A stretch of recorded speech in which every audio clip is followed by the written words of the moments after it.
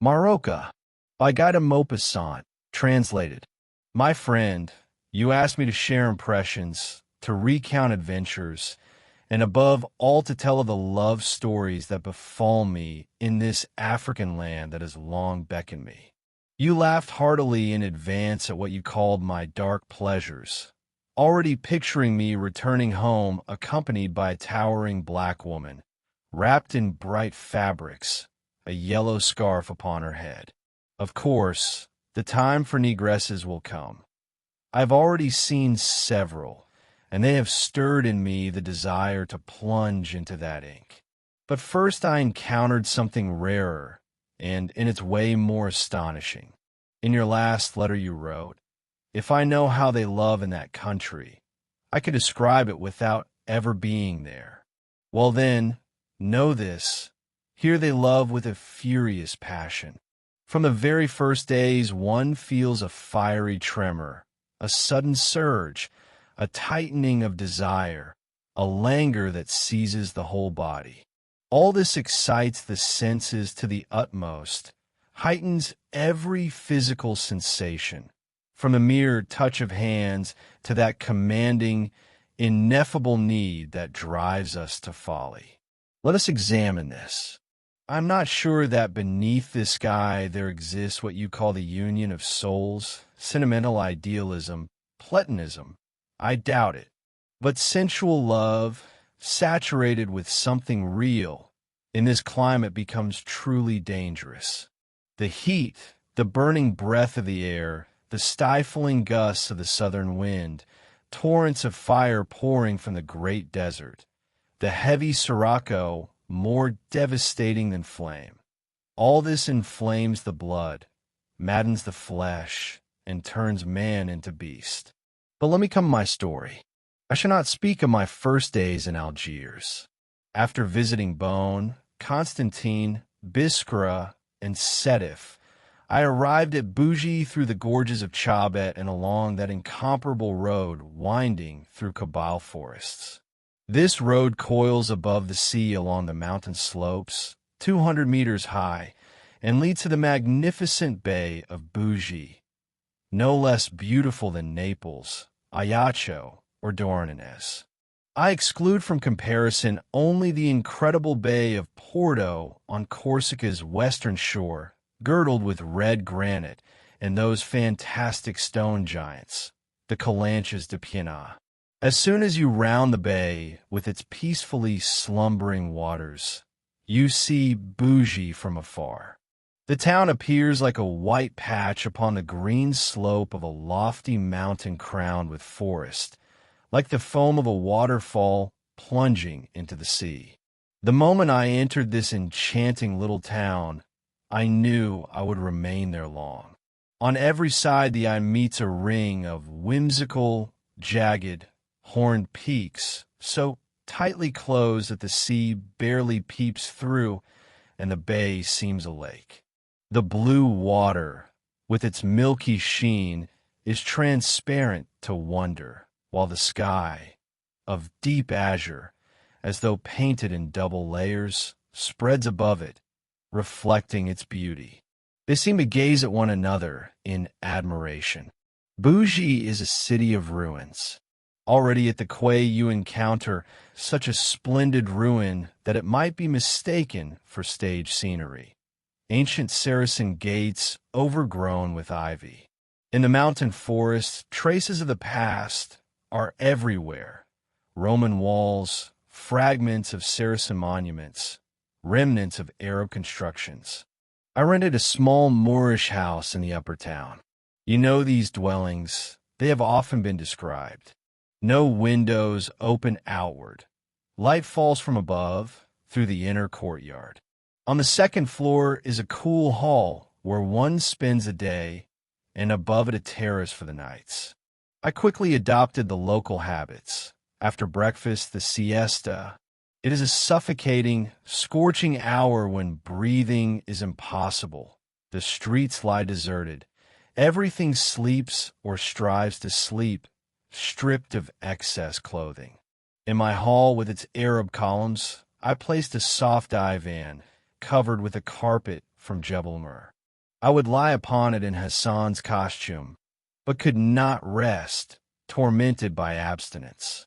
Ah, my friend, in this country there are two torments I would not wish upon you: the lack of water and the lack of women. Which is worse, I do not know. In the desert, for a glass of cold water one would stoop to any baseness. And in a coastal town, for a beautiful, healthy girl, one would do anything.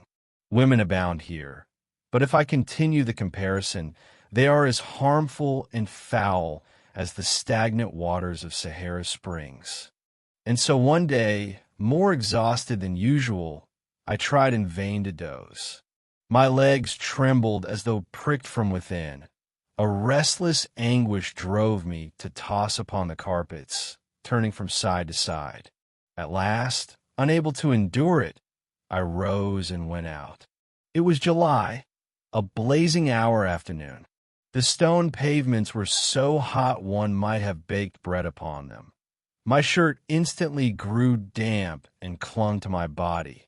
The horizon was veiled in a faint white mist, the hot breath of the sirocco, palpable as the heat itself. I descended to the sea, skirted the port, and walked along the shore at the edge of a small bay where bathing houses stood. Steep mountains, clothed in brushwood and tall, fragrant grasses, encircled the bay in a ring.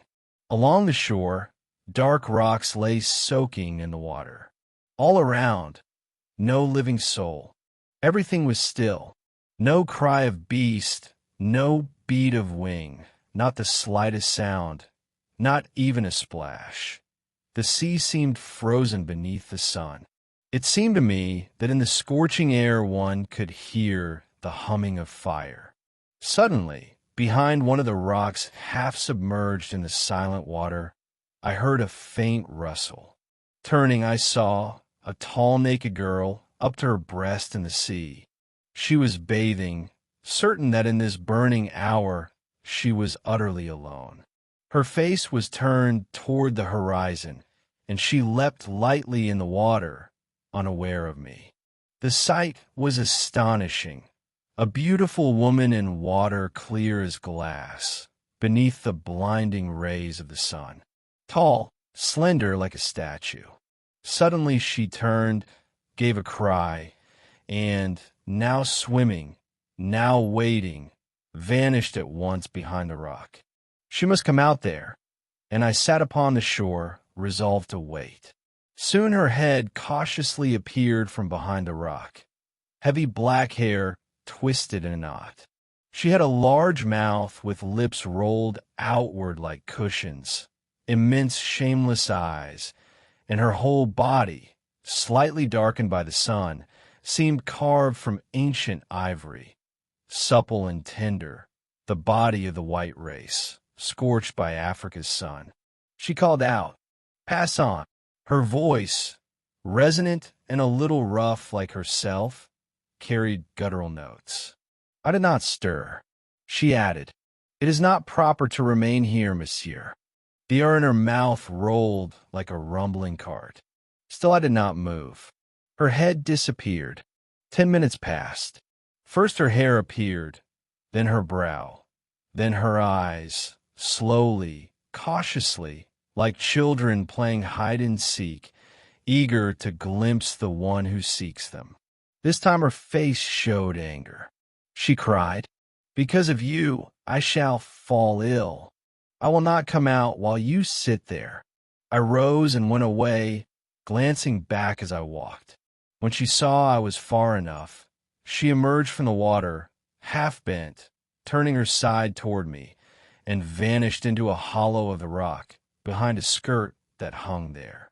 The next day I returned. She was again in the water, but now in full bathing costume. She laughed, flashing her teeth. Within a week we were friends. In another week, closer still. Her name was Marroca, doubtless a nickname, and she pronounced it as though it contained 15 Rs. The daughter of Spanish colonists, she had married a Frenchman named Ponibes. Her husband worked in a government office. I never discovered his exact post. I only understood that he was very busy, and I did not inquire further. Changing her bathing hour, she began to come to me after breakfast to spend a siesta.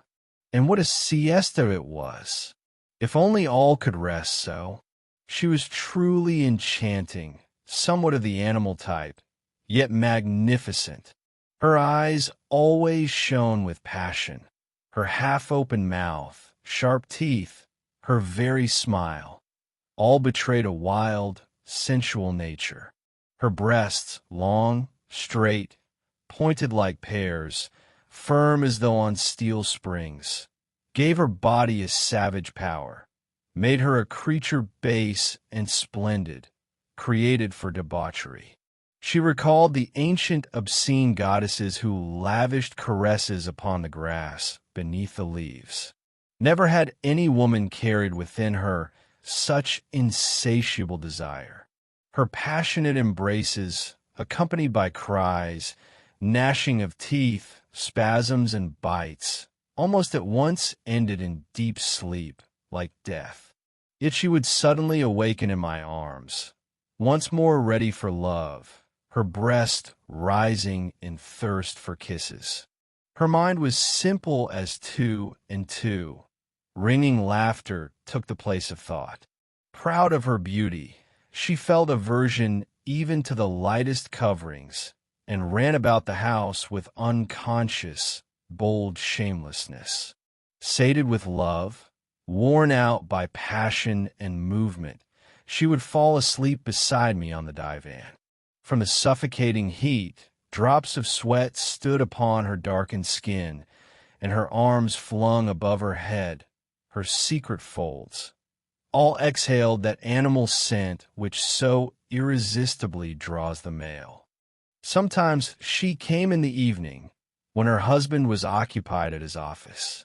We would settle on the terrace, veiled in light, flowing oriental fabrics that scarcely stirred in the warm air.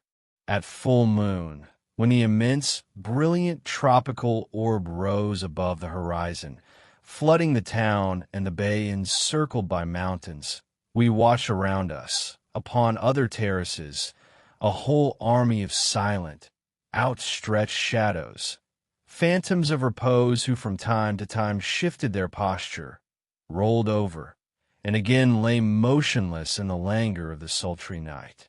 Despite the transparency of African evenings, Marroca invariably laid down naked beneath the direct rays of the moon.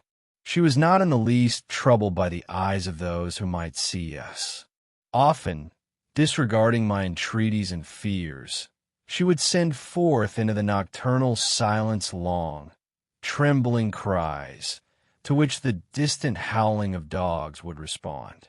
One evening, as I dozed beneath the vast sky strewn with stars, she sank to her knees beside me on the carpet, and, bringing her large, turned-out lips close to mine, whispered, "You must come to sleep at my house."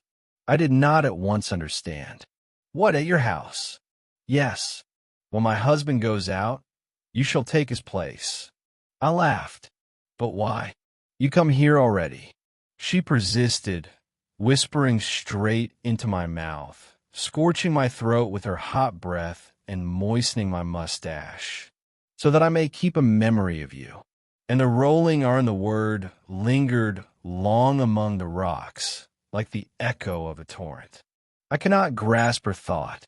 She clasped her arms around my neck. "When you must leave," she said, "I shall remember, and, pressing close to my husband, I shall imagine it is you." All her ra sounded like the rumblings of a near storm. Moved and amused, I whispered, "You are mad. I prefer to sleep at home. Indeed, I have no taste for tryst beneath a husband's roof. It is a trap into which only fools fall." But she implored, begged, even wept, adding, "You shall see how I will love you." Her "you shall see" rang like the ominous beat of a drum. Her desires seemed to me strange, inexplicable. Reflecting, I concluded that it concealed a deep hatred of her husband, a secret feminine vengeance, a wish to deceive and mock him in his own house, among his possessions, in his bed. I asked, "Does he treat you badly?" She flared. "No, he is very kind. But you do not love him." She looked at me in astonishment. "On the contrary, I love him very much. Very, very much. But not as I love you, my Heerd." I was utterly bewildered.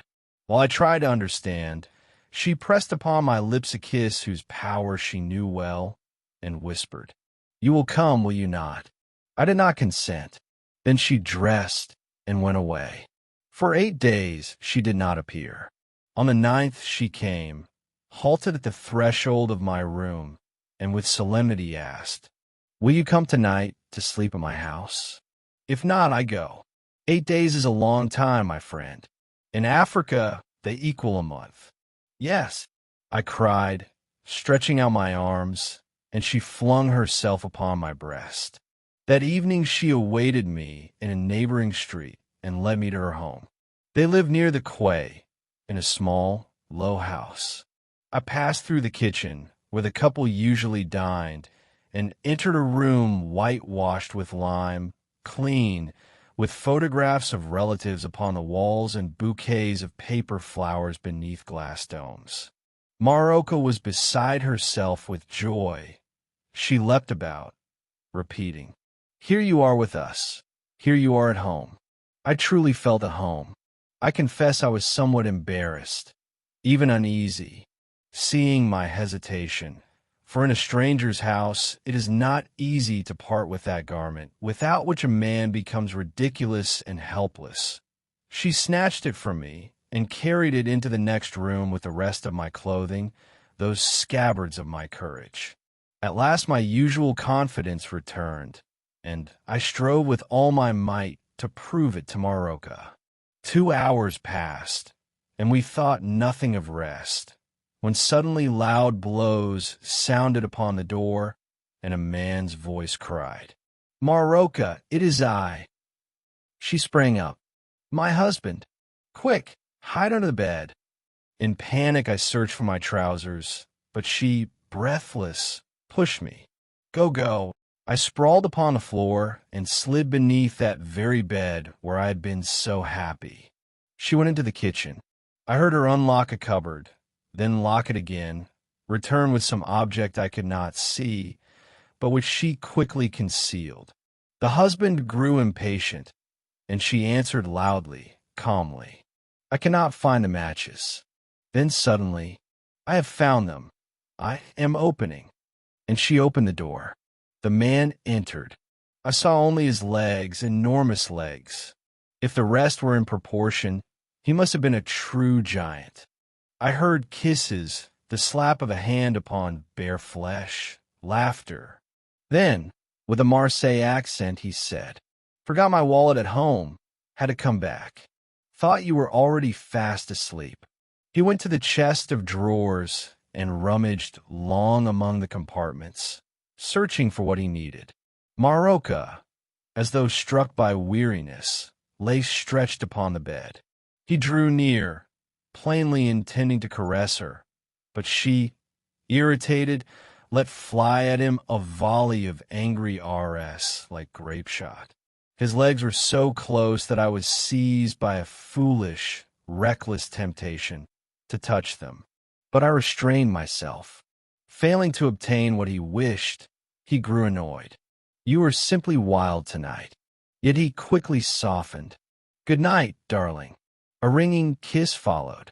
The enormous legs turned, the nails in his boots gleamed. He passed into the next room, and the street door slammed with a crash. I was saved. Miserable, humbled, I slowly crept from my hiding place. And Marroca, still naked, whirled around me, dancing a jig, clapping her hands, laughing with peals of mirth. I sank heavily onto a chair, and at once leapt up. Beneath me was something cold. Since I was no better dressed than my accomplice, the touch made me shudder. I turned. What was it? I had sat upon a small hatchet for splitting wood, sharp as a knife blade. How had it come there? I had not noticed it when I entered. Marroca, seeing my start, choked with laughter. She cried out, coughed, clutching her belly with both hands. Her merriment seemed to me indecent, ill-timed. We had risked our lives. Chills still ran along my spine, and her mad laughter began to irritate me. And if your husband had caught sight of me? I asked. There is nothing to fear, she replied. How nothing? You are too bold. Had he bent down, he would have seen me. She ceased laughing, only smiled, gazing at me with motionless, enormous eyes in which fresh desire was already kindling. He would not have bent down. I insisted. Why not? Had he dropped his hat, he must have picked it up. And then, imagine me in such a state. She laid her strong, rounded arms upon my shoulders and, lowering her voice as though confessing love, whispered, then he would not have risen again. I did not understand. Why?